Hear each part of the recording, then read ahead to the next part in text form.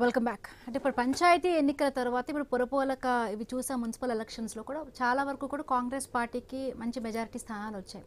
కానీ అంటే మరి ఇప్పుడు వీళ్ళు కాంగ్రెస్ పార్టీ ప్రవేశపెట్టిన ఇప్పుడు మహాలక్ష్మి స్కీమ్స్ కానీ కొన్ని ఏవో సంక్షేమ పథకాలు ఉన్నాయి, అవి వాళ్ళకి ప్లస్ అయ్యి అనుకోవాలి, లేకపోతే బీఆర్ఎస్ ఓటు అంతా కూడా వాళ్ళకి కాంగ్రెస్కి షిఫ్ట్ అయ్యింది అనుకో. ఇంతవరకు మనకు బీఆర్ఎస్ పార్టీ గురించి ఇంతవరకు ఏవేవి ప్లస్లో మైనస్లో మనం మాట్లాడుకున్నాము.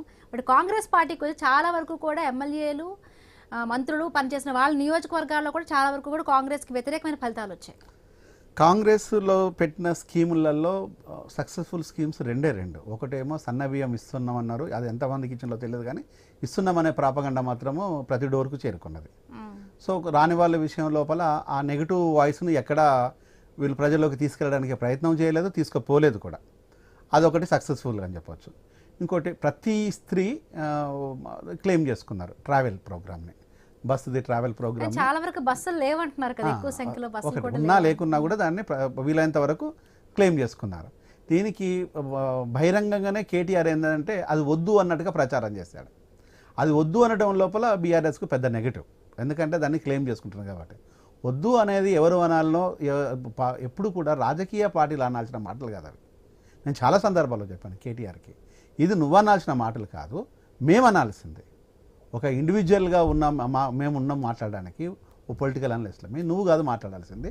నువ్వు ఒక రాజకీయ పార్టీకి సంబంధించిన వ్యక్తివి, అందులో ప్రధానంగా పాత్ర పోషించిన వాడివి. నువ్వు వద్దు అంటే ఇది ప్రజలకు వ్యతిరేకతనే కనిపిస్తుంది తప్పితే పాజిటివ్ కనిపించదు. అయినా కూడా ఆ స్టాండ్ను ఎప్పుడూ కేటీఆర్ మార్చుకోలేదు. సార్ అది వాళ్ళ కర్మ.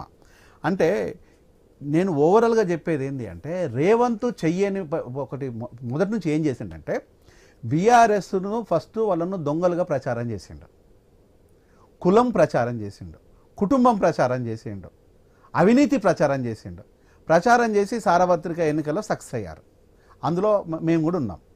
బీఆర్ఎస్ను మేము అంతా వ్యతిరేకించాం, ఇవన్నిటిని మేము కూడా నమ్మాము, మేము కూడా చేసాము. కానీ సేమ్ అవే ఇప్పుడు రేవంత్ చేస్తున్నాడు.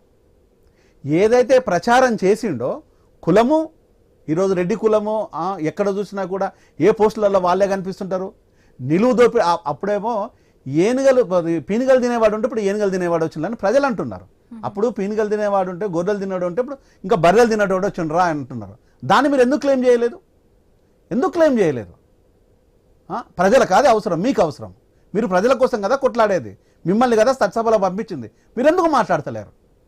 నేను మాట్లాడుతున్నాను, మీకెందుకు ధైర్యం లేదు? కేసులు వస్తాయనా? కేసుల కోసం మీరు భయపడేది? ఆస్తులు కేసుల కోసమే కదా మీరు భయపడేది. నాకు ఆస్తులు లేవు, కేసులు ఉన్నాయి, I don't care at all అంటే ఈరోజు రేవంత్ రెడ్డి తప్పిదాలు అది ఉన్నది. ప్లస్ ఆయన కుటుంబం లోపల సర్పంచ్కి పనికిరానోడు కూడా ఈరోజు హోదాను ఎంజాయ్ చేస్తున్నారు, మినిస్టర్ హోదాను ఎంజాయ్ చేస్తున్నారు.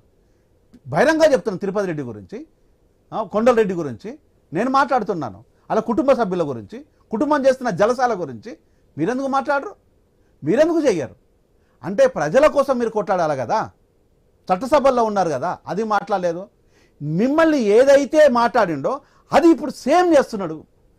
అంటే ఈరోజు రియల్ ఎస్టేట్ దందా జరుగుతుంది, రియల్ ఎస్టేట్ పూర్తిగా నాశనం అయిపోయింది. అలాగని చెప్పి రిజిస్ట్రేషన్లు ఆగిపోలేదు. ఆగిన రిజిస్ట్రేషన్లు ఎవరి పేరు మీద అవుతున్నాయో నేను తీయమని చెప్పినా మీరు ఎందుకు తీయటం? ఒక్కసారి అడిగినలా. అంటే ఈరోజు రేవంత్ తప్పిదాలను కానీ, కాంగ్రెస్ తప్పిదాలను కానీ, కాంగ్రెస్లో జరుగుతున్న ఈరోజు విపరీతమైన దోపిడీని కానీ మీరు ఎందుకు ఎండగట్టలేకపోయారు? అంటే ఇండివిజువల్స్గా మేము మాట్లాడుతున్నాం తప్పితే, నేను మాట్లాడుతున్నాను తప్పితే మీరెందుకు గొంతు కలపట్లేదు? మీరెందుకు అడగటం లేదు? ఈరోజు ఎక్కడ పోయినా, ఏ ఆఫీసుకు పోయినా లంచం లేనిది పని జరగదన్న విషయం ప్రతి ఒక్కరికి తెలుసు.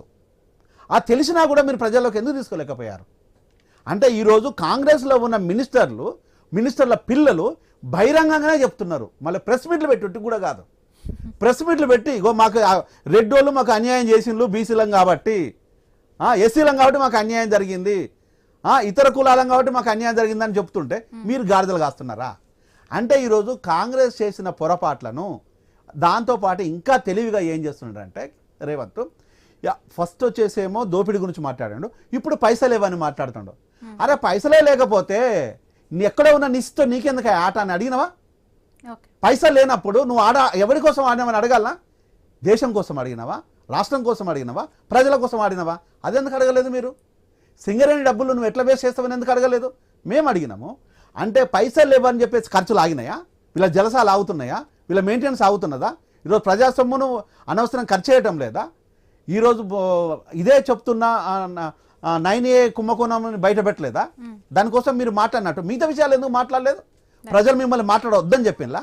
అంటే కాంగ్రెస్ను ఎండగట్టడం లోపల ప్రతిపక్షాలు బీజేపీ కావచ్చు, బీఆర్ఎస్ ప్రధానంగా ఉన్నాయి, రెండే కదా, వీళ్ళు మాట్లాడడం లోపల వెనుకంజ పడింది కాబట్టే వీళ్ళు ఈరోజు ఇది